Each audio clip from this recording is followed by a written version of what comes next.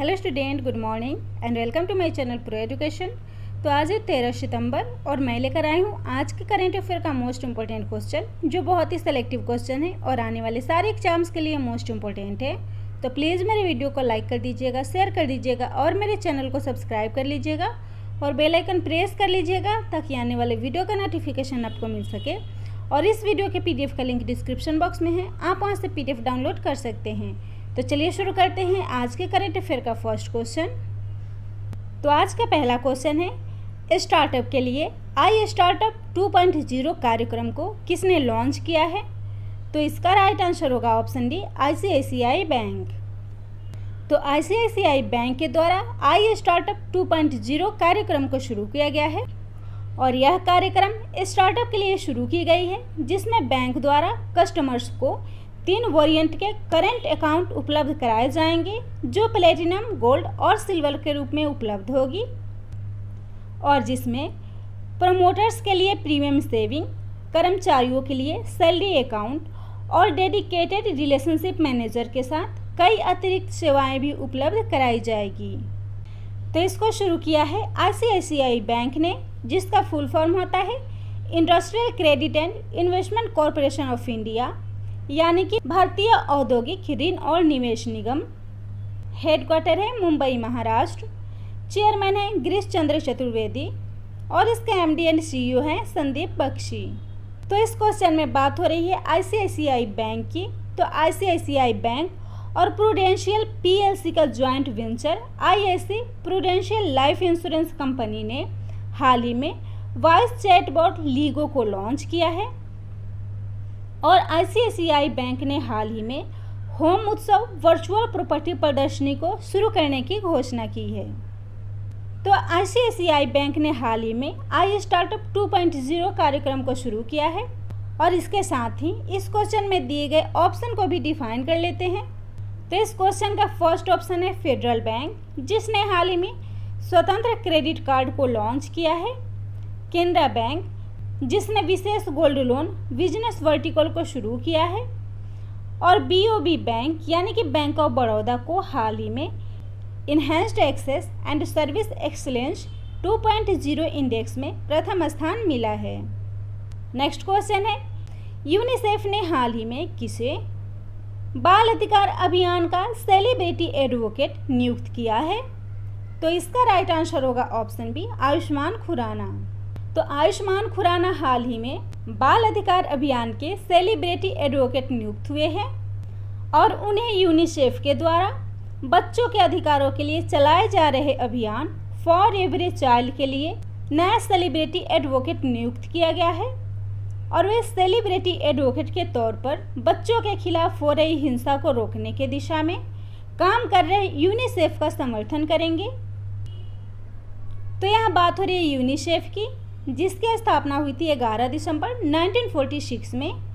इसका मुख्यालय है न्यूयॉर्क, संयुक्त राज्य अमेरिका और कार्यकारी निदेशक है हेनरिटा H. फोर। और हाल ही में लॉकडाउन के दौरान वर्चुअल शिक्षा प्रदान करने के लिए यूनिसेफ के सहयोग से बिहार में मेरा दूरदर्शन मेरा कार्यक्रम शुरू किया गया है और युवा लोगों के रोजगार के लिए सैप इंडिया के साथ यूनिसेफ ने साझेदारी की है। और आयुष्मान खुराना, जिन्हें हाल ही में बजाज एलियांज का नया ब्रांड एम्बेसडर नियुक्त किया गया है। अगला क्वेश्चन है, भारत का सबसे बड़ा पिगरी मिशन किस राज्य में शुरू किया गया है? तो इसका राइट आंसर होगा ऑप्शन डी, मेघालय। तो इस पिगरी मिशन को मेघालय राज्य में शुरू किया गया है और इस मिशन का उद्देश्य अगले 3 वर्षों में 150 करोड़ के पोर्क यानी कि शुगर के मांस के आयात को कम करना और मेघालय को पोर्क उत्पादन में आत्मनिर्भर बनाना है। और इस मिशन के माध्यम से राज्य में किसानों को ब्याज मुक्त ऋण प्रदान किया जाएगा और इसके साथ ही राज्य सरकार किसानों को ऋण में प्रोत्साहित करने के लिए ब्याज का भुगतान भी करेगी। तो इसको शुरू किया गया है मेघालय में, जिसकी राजधानी है शिलोंग। मुख्यमंत्री हैं कोनराड संगमा और राज्यपाल बने हैं सत्यपाल मलिक, जो कि गोवा के राज्यपाल थे। वे मेघालय के राज्यपाल नियुक्त हुए हैं और गोवा में राज्यपाल का एडिशनल चार्जेज महाराष्ट्र के राज्यपाल भगत सिंह कोश्यारी को दिया गया है। और भारत का सबसे अधिक वर्षा वाला राज्य मेघालय का मासिनराम है, जहां भारत में सबसे अधिक वर्षा होती है। और मेघालय का नेशनल पार्क है नोकरेक राष्ट्रीय उद्यान और बल्फक्रम राष्ट्रीय उद्यान। और असम राज्य के 2 जिले जैंतिया हिल्स और यूनाइटेड खासी असम को मेघालय से अलग करती है। मेघालय की जनजातियां हैं खासी, गारो और जैंतिया। और राष्ट्रीय खेल का 39वां संस्करण 2022 में मेघालय राज्य में आयोजित किया जाएगा। नेक्स्ट क्वेश्चन है, दक्षिण दक्षिण सहयोग का अंतर्राष्ट्रीय दिवस कब मनाया गया है? तो इसका राइट आंसर होगा ऑप्शन ए 12 सितंबर। तो दक्षिण दक्षिण सहयोग का अंतर्राष्ट्रीय दिवस 12 सितंबर को मनाया गया है। और international day for south south corporation यानी कि दक्षिण दक्षिण सहयोग का अंतर्राष्ट्रीय दिवस प्रत्येक वर्ष 12 सितंबर को अंतर्राष्ट्रीय स्तर पर मनाया जाता है। और यह दिवस दक्षिण क्षेत्रों के देशों द्वारा हाल के वर्षों में किए गए आर्थिक, सामाजिक और राजनीतिक विकास को चिन्हित करने के लिए मनाया जाता है। और साथ ही यह दिवस विकासशील देशों में पारस्परिक सहयोग को बढ़ावा देने के लिए संयुक्त राष्ट्र के प्रयासों को भी उजागर करती है। तो इस क्वेश्चन में बात हो रही है सितंबर मंथ के महत्वपूर्ण दिवस की। तो सितंबर मंथ में मनाए गए अब तक के महत्वपूर्ण दिवस हैं।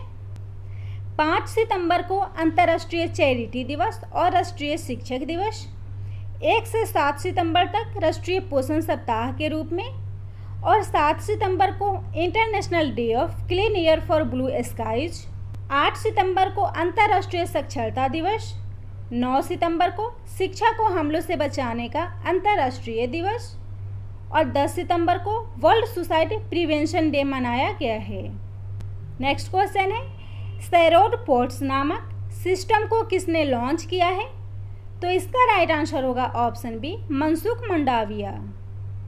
तो सैरोड पोर्ट सिस्टम को मनसुख मंडाविया के द्वारा लॉन्च किया गया है। और सैरोड पोर्ट्स, जिसका फुल फॉर्म होता है society for affordable redressal of disputes ports, जो केंद्रीय नौवहन मंत्री मनसुख मंडाविया के द्वारा लॉन्च किया गया है। और इसको लॉन्च किया गया है समुद्री क्षेत्रों में विवादों के किफ़ायती और समय पर समाधान की सुविधा के लिए। तो यह सिस्टम समुद्री क्षेत्रों में मध्यस्थों के माध्यम से विवादों का निपटान करेगी, जिसमें प्रमुख बंदरगाह, जीटी, टर्मिनल, पोर्ट और शिपिंग जैसे क्षेत्र शामिल हैं। और इसके साथ ही यह समुद्री क्षेत्रों में कारोबार में बढ़ावा प्रदान करने में भी सहायता करेगी। तो इस सिस्टम को लॉन्च किया गया है केंद्रीय नौवहन मंत्री मनसुख मंडाविया के द्वारा। तो इस क्वेश्चन में दिए गए बाकी ऑप्शन को भी डिफाइन कर लेते हैं। इस क्वेश्चन का फर्स्ट ऑप्शन है किरण रिजिजू, जो हमारे खेल मंत्री हैं, और इन्होंने हाल ही में fit India youth club, special रिकन्वर्सेशन कोर्स और फिट इंडिया वार्ता को लॉन्च किया है। निर्मला सीतारमण, जो हमारी वित्त मंत्री हैं, और इन्होंने हाल ही में जीएसटी परिषद की बैठक, एशियन इंफ्रास्ट्रक्चर इन्वेस्टमेंट बैंक की गवर्नर्स बैठक में भारत का प्रतिनिधित्व किया था। और इन्होंने हाल ही में नेशनल इंफ्रास्ट्रक्चर के लिए ऑनलाइन डैशबोर्ड को लॉन्च किया है। अगला क्वेश्चन है, ग्लोबल इकोनॉमिक फ्रीडम इंडेक्स 2020 में भारत किस स्थान पर है? तो इसका राइट आंसर होगा ऑप्शन सी 105वें। तो इस इंडेक्स में भारत को 105वां स्थान मिला है। और इस रिपोर्ट को जारी किया गया है भारत के नई दिल्ली में स्थित think tank centre for civil society के द्वारा, जिसमें भारत को 105वां स्थान मिला है। और यह विश्व आर्थिक स्वतंत्रता यानी कि ग्लोबल इकोनॉमिक फ्रीडम इंडेक्स का 24वां संस्करण है। और इस इंडेक्स में प्रथम स्थान मिला है हांगकांग को और दूसरे स्थान पर सिंगापुर है। और यह रैंक 2018 के डेटा और अंतर्राष्ट्रीय व्यापार पर कई नए प्रतिबंधों और नॉन परफॉर्मिंग असेट पर आधारित है। और इसको रिलीज किया है फ्रेजर इंस्टीट्यूट ऑफ कनाडा ने। तो फ्रेजर इंस्टीट्यूट, जिसका मुख्यालय है वैंकूवर कनाडा, और इसके अध्यक्ष है पीटर ब्राउन। और सिविल सोसाइटी, जिसका मुख्यालय है नई दिल्ली, और इसके अध्यक्ष हैं पार्थ जे शाह। तो इस क्वेश्चन में बात हो रही है इम्पोर्टेंट इंडेक्स की। तो हाल ही में जारी the state of young child in India index में केरल, गोवा, त्रिपुरा, तमिलनाडु और मिजोरम का सर्वश्रेष्ठ प्रदर्शन था। ग्लोबल इनोवेशन इंडेक्स 2020 में भारत को 48वां स्थान मिला है। हाल ही में जारी digital quality of life index में भारत 57वें स्थान पर है और इस इंडेक्स में प्रथम स्थान मिला है डेनमार्क को। और multi commodity exchange of India के द्वारा भारत का पहला बुलियन इंडेक्स बुलडेक्स को हाल ही में जारी किया गया है। अगला क्वेश्चन है, हाल ही में किस देश के राष्ट्रपति को नोबेल शांति पुरस्कार के लिए नामित किया गया है? तो इसका राइट आंसर होगा ऑप्शन ए अमेरिका।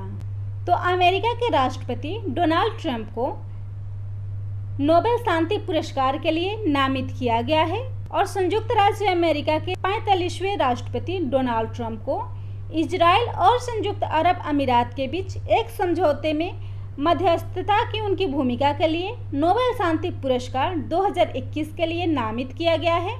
और इससे पहले उत्तर कोरिया के साथ कूटनीतिक प्रयासों के लिए टाइब्रिक गेजेट ने ट्रंप को इस पुरस्कार के लिए नामित किया था। तो अमेरिका, जिसके राष्ट्रपति हैं डोनाल्ड ट्रंप, राजधानी है वाशिंगटन डीसी और करेंसी है अमेरिकी डॉलर। और अमेरिकी राष्ट्रपति डोनाल्ड ट्रंप ने हाल ही में विलिंगटन को पहले विश्व युद्ध का सेकेंड हेरिटेज सिटी घोषित किया है।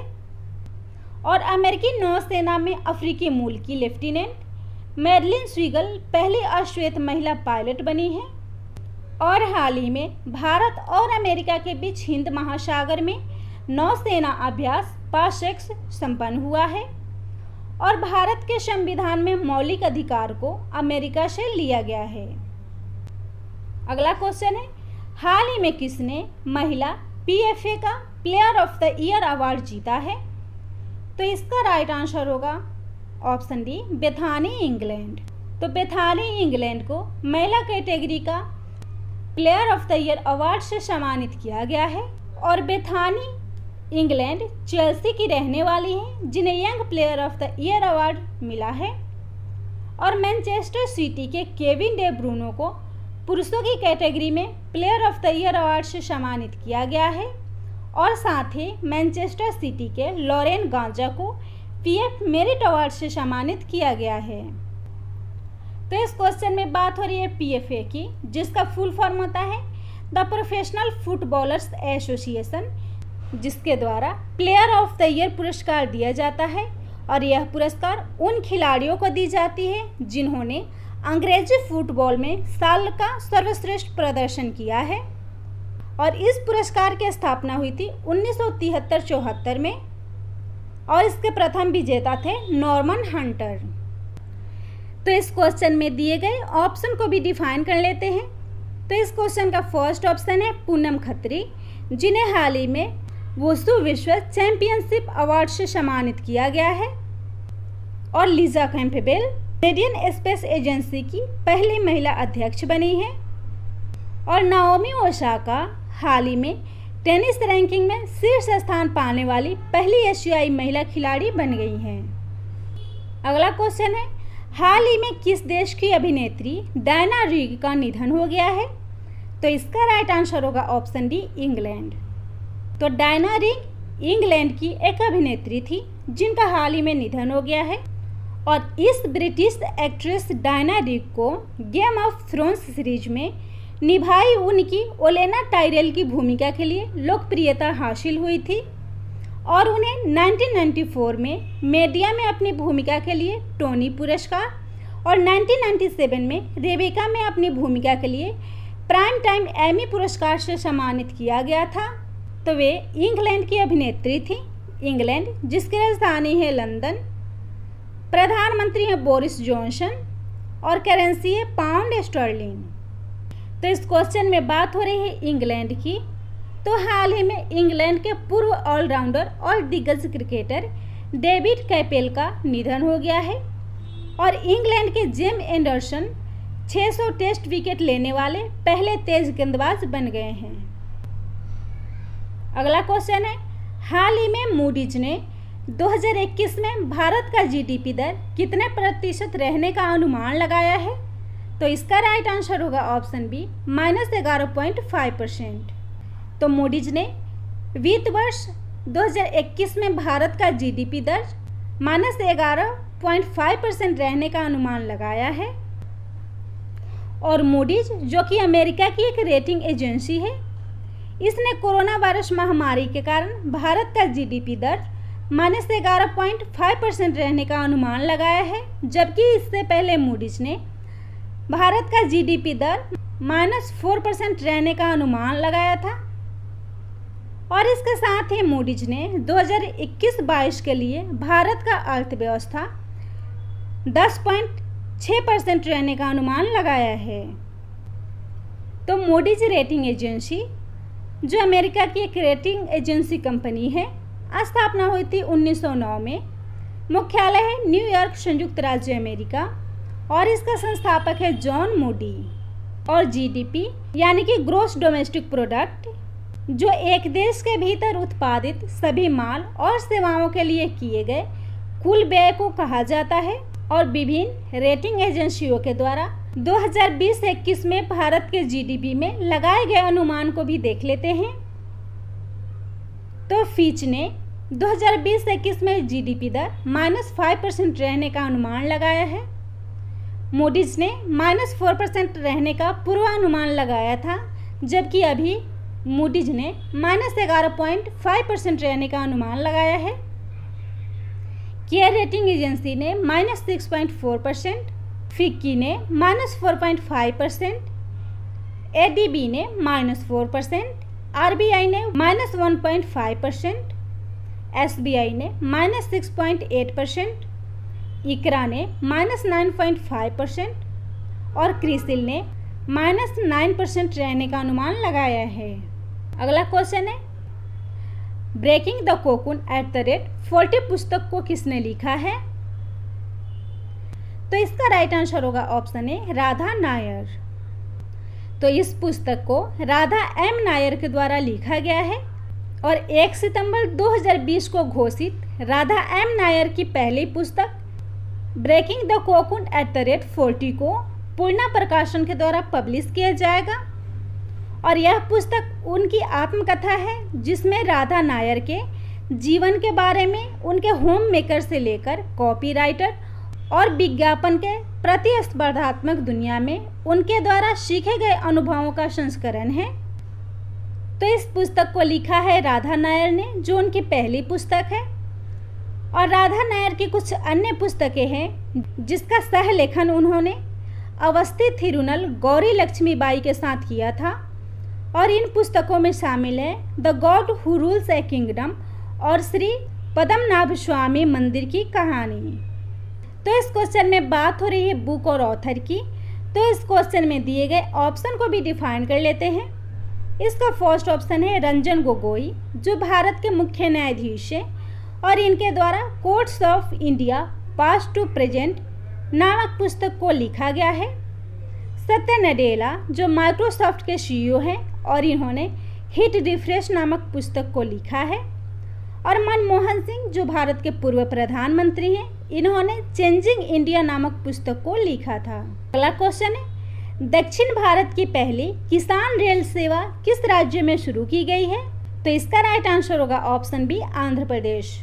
तो दक्षिण भारत में पहली किसान रेल आंध्र प्रदेश में शुरू की गई है और यह देश की दूसरी और दक्षिण भारत की पहली किसान रेल है, जो आंध्र प्रदेश के अनंतपुर से दिल्ली के आदर्श नगर रेलवे स्टेशन के लिए रवाना किया गया है। और 14 पार्सल वैन से भरी यह ट्रेन 40 घंटे में 2150 किलोमीटर की दूरी तय करेगी।